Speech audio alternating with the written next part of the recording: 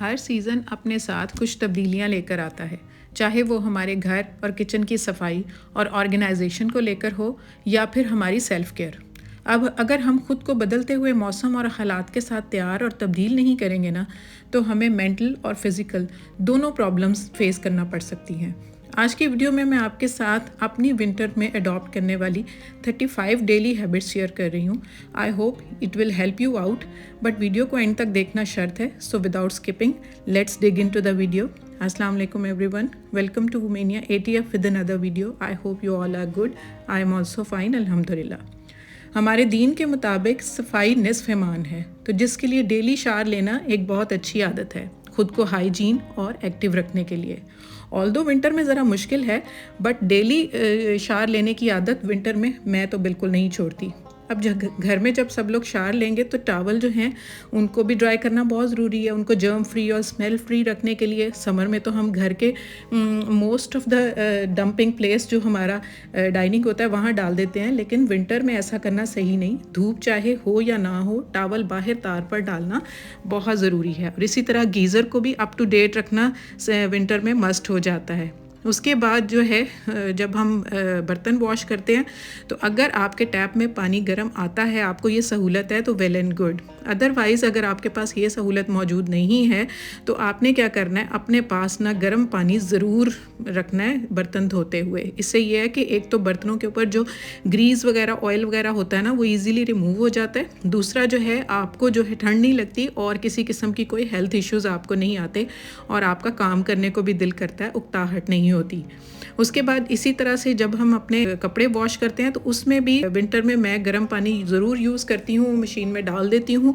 और जब कपड़े डाल देती हूँ उसके बाद भी ना बीच में भी गाए बगाए अगर कपड़े बहुत ज़्यादा, क्योंकि आपको पता है विंटर में कपड़े मोटे भी होते हैं और अक्सर कपड़े अगर गंदे भी हो जाते हैं, उनको स्मेल फ्री करने के लिए एक दफ़ा फिर से मैं गर्म पानी डाल देती हूँ, तो उससे बिल्कुल जर्म फ्री भी हो जाते हैं और मैल भी बहुत अच्छे से निकल जाती है।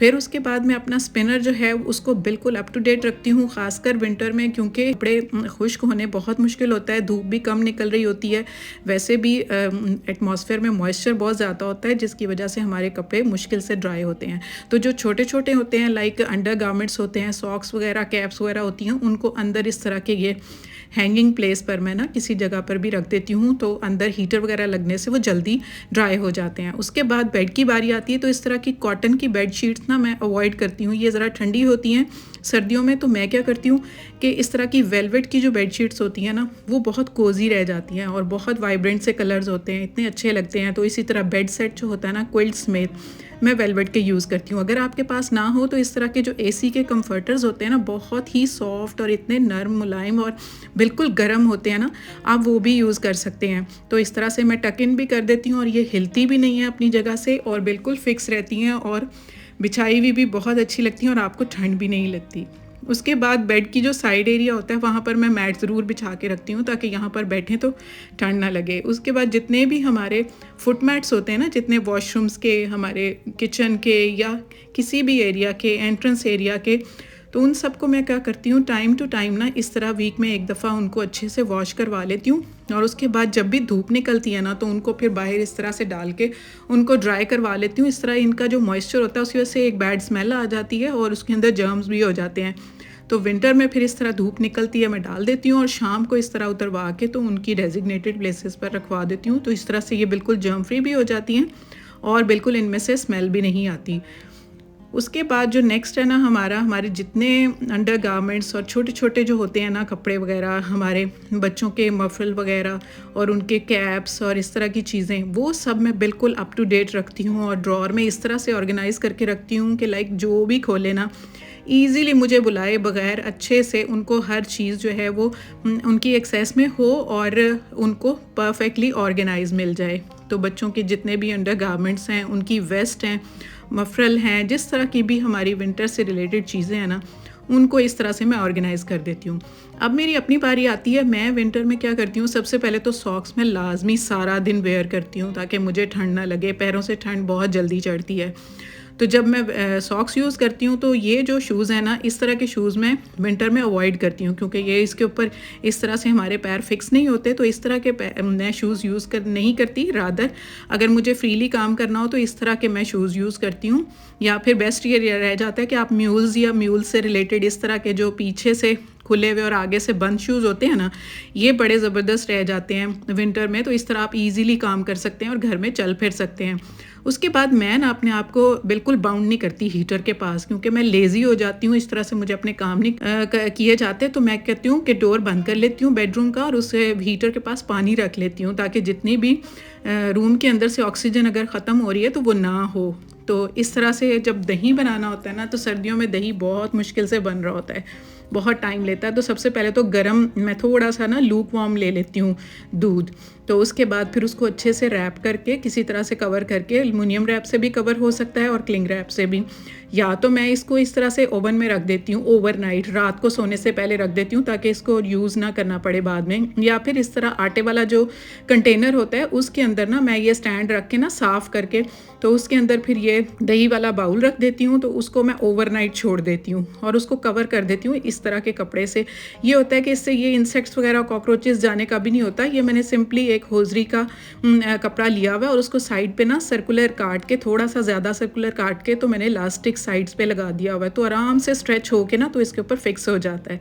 तो ओवरनाइट रखने के बाद ना मैं देखती हूँ तो सुबह मेरा जो दही है ना वो बहुत ज़बरदस्त तैयार हो गया होता है, क्योंकि सर्दियों में अक्सर ऐसे होता है कि दही जमाना बहुत मुश्किल हो रहा होता है।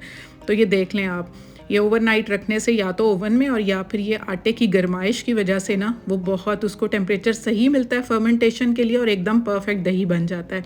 नेक्स्ट अपनी सेल्फ केयर की बात आती है तो सबसे पहले तो मैं एक अच्छा सा फेस वॉश ज़रूर रखती हूँ, ताकि मेरा जो फेस है वो बिल्कुल हाइड्रेटेड रहे। और इस तरह के जो मॉइस्चराइज़र्स हैं ना अच्छे वाले, एक दफ़ा की इन्वेस्टमेंट होती है, लेकिन यह कि आपके ये काफ़ी बड़े जार्स होते हैं और काफ़ी देर तक चल जाते हैं। लेकिन इनका फ़ायदा ये होता है कि अच्छी क्वालिटी के होने की वजह से ना हमें इनका पूरा फ़ायदा मिल रहा होता है।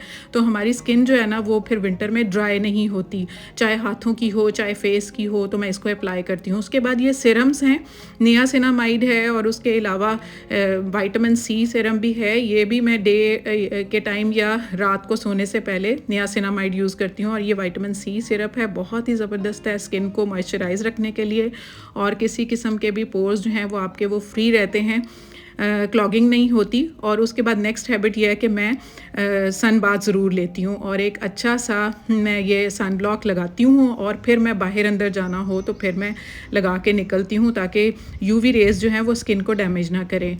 तो जब रात को सोने से पहले ना सारे दिन की पहनी हुई सॉक्स को मैं आराम से उतार लेती हूँ। उतारने के बाद अपनी पैरों की भी केयर के लिए वैसलीन लेती हूँ, और इस तरह से ना हील एरियाज़ पर और सारे जहाँ पर भी थोड़ा ड्राई होता है पैर तो अच्छे से मैं अप्लाई कर देती हूँ, ताकि किसी किस्म के कोई क्रैक्स और फटी हुई एड़ियाँ और जो जिनमें बहुत ज़्यादा फिर इचिंग होती है, बहुत तकलीफ़ होती है और पैर भी नीट नहीं लग रहे होते, तो मैं इस तरह से वैसलीन अप्लाई कर लेती हूँ। और उससे ये होता है कि पैर बिल्कुल एकदम सॉफ्ट हो जाते हैं। फिर थोड़ी देर के लिए सॉक्स पहन लेती हूँ, जब तक कि मैं सोने नहीं जाती तब तक ये है कि पैर बिल्कुल सॉफ्ट रहते हैं और क्रैक फ्री रहते हैं।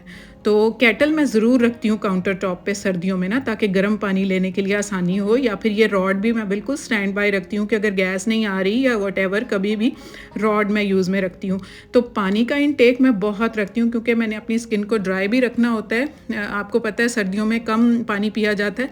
और उसके अलावा इस तरह के कहवे बना कर ना, चाहे मॉर्निंग ड्रिंक के तौर पर, चाहे रात को, चाहे किसी भी टाइम, तो मैं इस तरह से लेमन का भी इस्तेमाल रखती हूँ। और ये जितने भी हमारे किचन में न्यूट्रास्यूटिकल्स होते हैं, लाइक ज़ीरा होता है, दालचीनी होती है, या कोई भी मेथी दाना वगैरह, बे लीव्स होते हैं, तो उनको मैं इस तरह से गाहे बगाहे पानी बनाकर उनका कहवा यूज़ करती हूँ।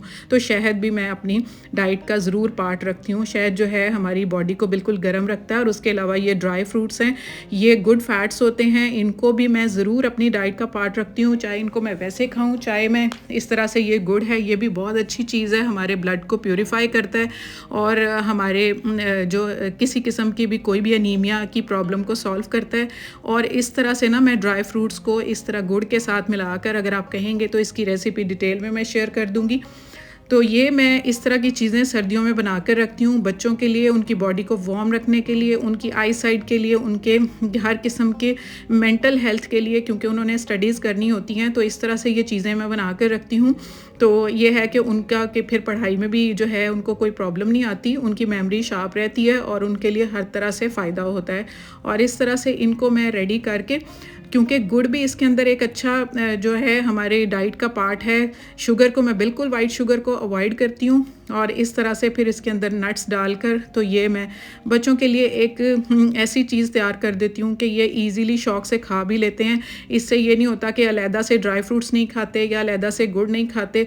तो इस तरह की कम्बिनेशन से, और इसके अंदर मैं मिक्स सीड्स भी डाल देती हूँ, like pumpkin seeds, sunflower seeds हैं, फ्लैक्स सीड्स हैं, इन सबको भी मैं डाल देती हूँ। और इसमें मैंने सेसमी सीड्स भी ऐड किए हैं जिनको तिल बोलते हैं। तो इन सारी चीज़ों के बेनिफिट्स जो है ना एक ही चीज़ में हमें मिल जाते हैं। फिर ये ड्राई फ्रूट्स जो हैं उनको मैं थोड़ा सा ऊपर स्प्रिंकल भी कर देती हूँ और बीच में मैंने डाल दिया, आप अपनी मर्ज़ी के हिसाब से डाल सकते हैं।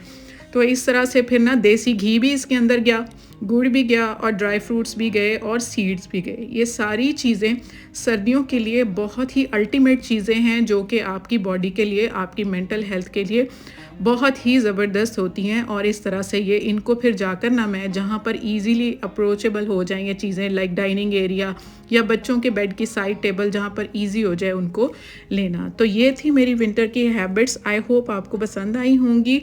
तो आज के लिए Rubina Shaheen official from USA, मूसा की मामा फ्रॉम लाहौर, उरूज ज़ाहिरा खानपुर और समीना फ्रॉम रावलपिंडी, इन्होंने बहुत अच्छे कमेंट्स किए। Thank you very much. और आप सब व्यूअर्स का बहुत शुक्रिया जिन्होंने इतना सारा प्यार और सपोर्ट दिया। तो जल्दी से जो लोग नए हैं ना, चैनल को सब्सक्राइब कर लें। Take good care of yourself, stay fit, stay healthy and अल्लाह हाफिज़।